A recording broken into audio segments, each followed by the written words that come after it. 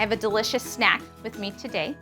I have an apple, and I know that God made this apple to be good for me. And I want you to think for a minute about all the ways that an apple is good for you. And I want you to talk amongst yourselves at home. How is this apple good for you? Go ahead, say it out loud so that I can hear you. Yeah, that's it. Good. This is a nutritious snack, isn't it? It's a healthy snack. It's juicy, it's crunchy, it's got a lot of fiber. It's one of those things that you want to grab and eat. Let's think for a minute. What else has God made that's good for us? Go ahead, again, shout them out so I can hear you. Yeah, oh, that's good. Oh, that's a good one too. Oh, I heard it. I heard someone say mom. God made moms, didn't he? And moms are good for us, aren't they? My mom has been a very supportive mom, has been a loving mom, and has pointed me in directions when I've needed some assistance. She's shown me Jesus. She's shown me how to walk with Jesus. But the thing that I love the most about my mom is that we laugh. And sometimes we laugh so hard that we start to cry.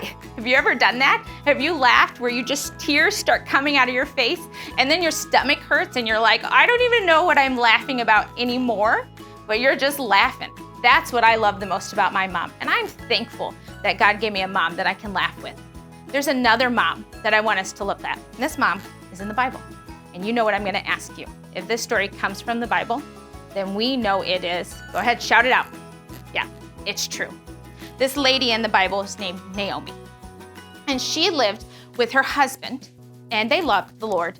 And there came a point when there was a famine. And we know that famine means there was no food.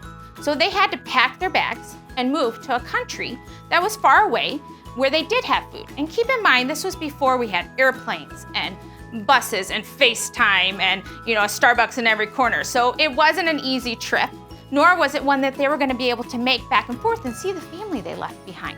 So they stayed in this new land that was different and had different beliefs for about 10 years. And in that time, Naomi saw some good things. She saw her sons get married. They married beautiful, wonderful ladies that she welcomed into her home. But then there were some rough times. She lost her husband, she lost her sons, and she came to a point where she was just sad, depressed, and despair, and maybe even questioning what God had done at this point in her life. So she had heard, finally, that in her homeland, the famine was over, and she wanted to go back to what was familiar. So she looked at her daughter-in-laws and she said, ladies, I'm going home, packing my bags, and I want the two of you to go back to your home, go back to your moms. You're young, you can get married again. I don't have anything for you. I don't have any more sons. I don't have a place to live. I have nothing to offer you. You need to go back home. I have a feeling that conversation was several days of crying and hugging and pleading and don't make us go and we want to stay with you. Finally, one day, one of her daughter-in-laws, Orpah, said, all right, I'm going to trust you and that this is what I'm supposed to do and I'm going to go home. But Ruth looked at Naomi and said, no. Where you go, I'm going. And where you stay, I'm staying. And I love this next part. Your people are going to be my people, and your God is going to be my God. When we look back at this apple, we know it's good, but it's not perfect, is it? Sometimes it's shaped odd. Maybe it won't stand up perfectly. Sometimes it's mushy, moldy. Ooh, maybe there's a worm inside. Yikes, you don't want to eat that apple, do you? Right? When we look at the story of Ruth and Naomi, it's not a perfect story. It kind of even left you at a spot where you're like, what's gonna happen next, Miss Sara, right? But in that story, when Ruth said, Naomi, I need you in my life. I know that you're good for me.